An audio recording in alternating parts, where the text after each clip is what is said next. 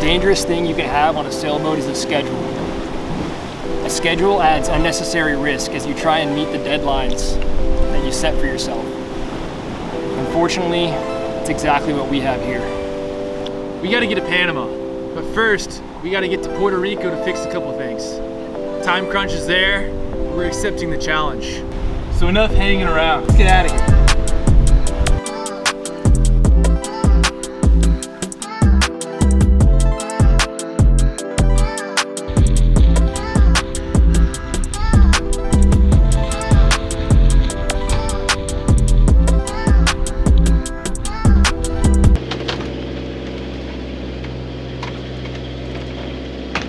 That peanut butter jar is a metaphor for us right now. Sailing to Windward is a colossal pain in the dick. We're against the wind and we're against the current, so we're motor sailing. We've just been getting beat for 3 days.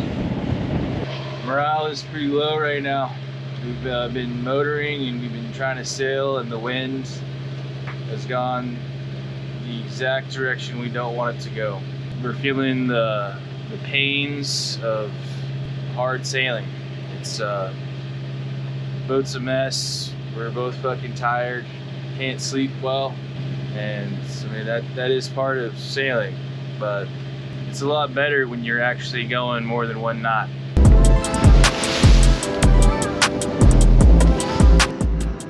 We just finished our 4-day, 3-night passage. It was relatively uneventful.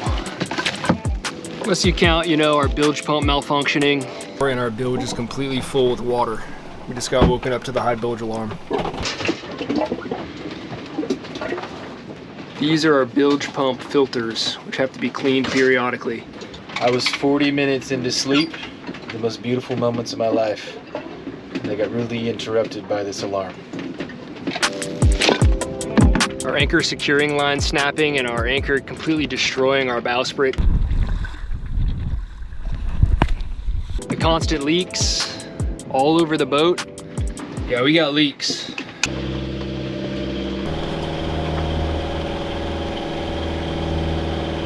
And our engine having fuel issues. So the whole boat is rocking. Our engine broke down.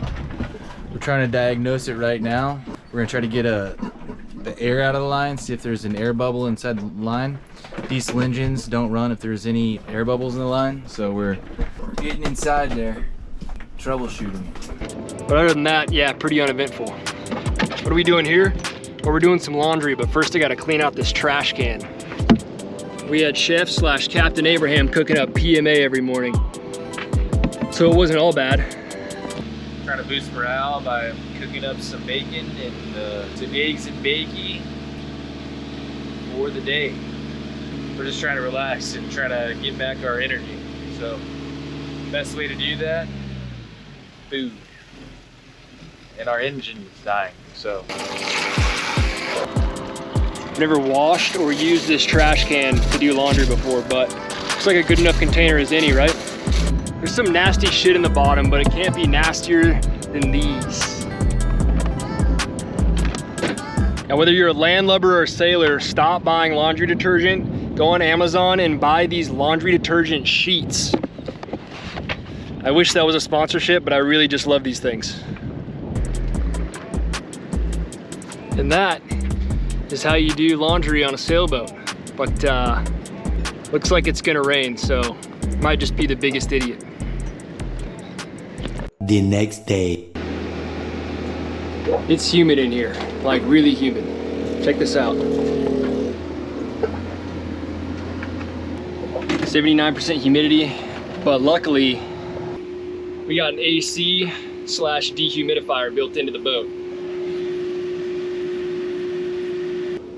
We have our generator running so we can power the whole thing. And let's track it as it goes down. Fuck, it's going up. Remember when we diagnosed our leak problem as the chain plates? Our floor is covered in water. Our floor is covered in water, but none of it's making it to the bilge. Woo! See that coming down there? bet that's the leak on our other side as well. Let me show you what this one looks like. It's super cocked.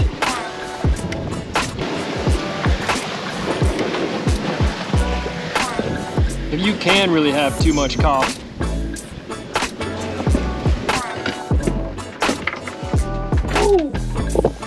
Yep. Looks like our chain plates are staging a water ballet. If you guys want front row tickets, make sure you subscribe. See, we did diagnose it. I'm gonna try and pull off the sealing plate, and instead of having caulk on top, I'm going to try and bed it with butyl tape. Unfortunately, like an idiot, we caulked over all the screw holes, so this could be kind of a bitch of a job. I'm either gonna take it off and rebed it, and things are gonna go swimmingly, or it's gonna rain on us and the leak's gonna be a whole lot worse. Let's get to it.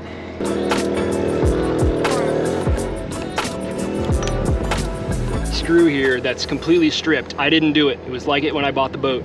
None of these screwdrivers are working, but what you can do is take some vice grips, clamp down on the edge of the screw, and then screw it manually, but it's gonna take a while. So let's go check in and see what Abraham's doing. So on sailboats, there's these doohickeys right here. Some of you landlubbers call them windows. Us sailboat guys call them portholes. We also call dudes that wear glasses portholes. So hold on a second, gotta change. And now that I got my portholes on, let's talk about what happened. As the bow was smashing onto the oncoming waves, water was coming to this porthole and seeping through the outsides of it.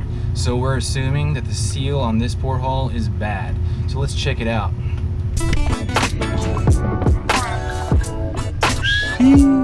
So we're gonna call that bad. Let's fix it. This how you do it. You know what they say about black seals? They can't swim. They can seal portholes to make sure water doesn't come in.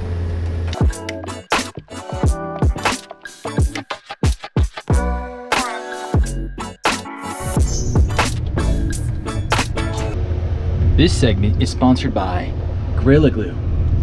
Not really, but hey guys, please sponsor us. We're almost at 10,000 followers. We're just 9,500 followers away. Reach out.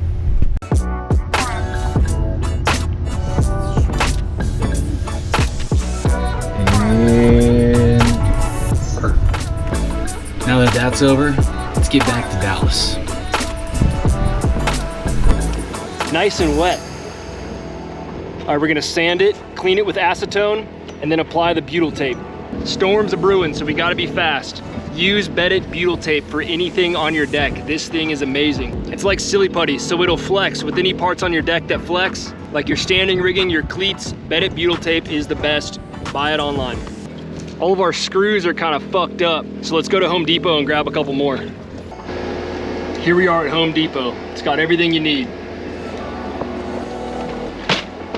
including replacement screws for our chain plates. Make sure to add just a little bit of butyl tape around the head of each screw like this.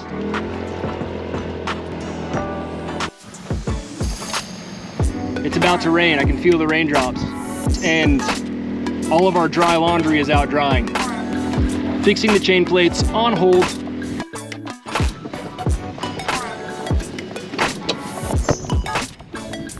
This soggy towel should keep the chain plate from leaking.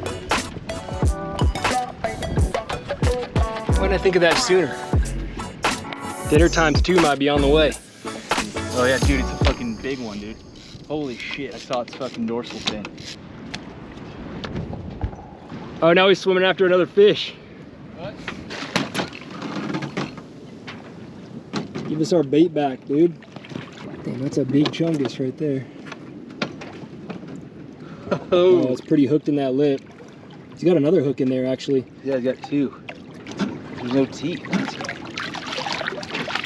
Gammy num-nums. He's already gotten beat and freaking they took his teeth. He had enough of me talking shit. That other hook was from this. So he got a fucking tight piercing. He got a lip piercing and he rolled out. So Abraham's tattoo and piercing service. At it again, man. Just tattooing and piercing sharks one island at a time.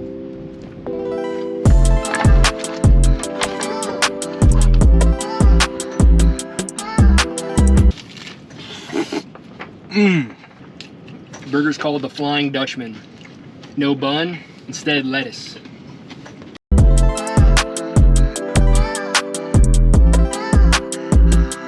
As Hank Hill once said, I always thought of propane as a dignified lady, but she can be a dirty girl too. We use propane to do all our cooking, and we try to cook 1 or 2 times a day. It's been about 2.5 weeks, so we want to see how much propane we've got left in our 5-gallon blue Rhino tank. Now, we don't have a gauge to weigh the propane tank. Usually what you do is you weigh your propane tank once it's full, and after you use it, you can compare the two and see how many pounds of propane you've used. But all we've got is some hot water in this propane tank. And we can still do the same thing. Watch. So what you want to do is you get some hot water and you pour it along the side of the tank. And as it runs down the side, where the propane is will absorb the heat, so it will stay cool. And everything above it will be warm. And that's one easy way to check it. So let's try it out right now.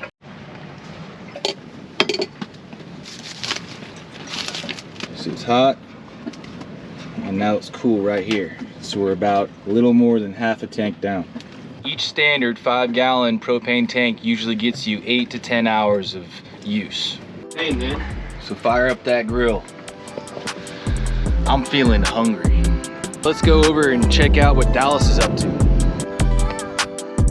The deck plates intended to seal our chain plates were installed with these dinky little screws. So I'm gonna get a little invasive and install these screws.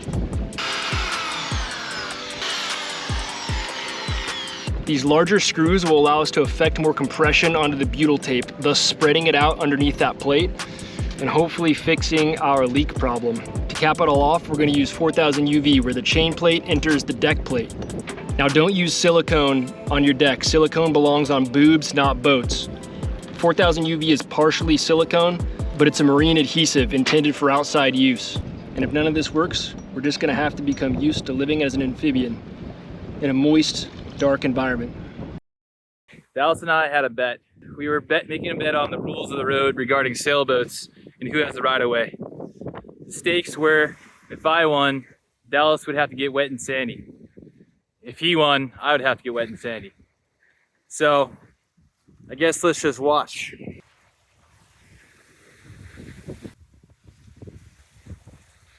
Hey guys, thanks for taking an interest in our adventure.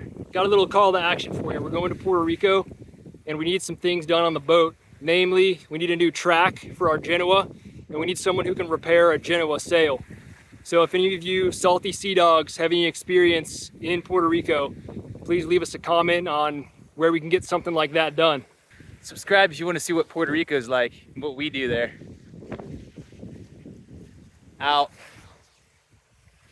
Mahalo. Later.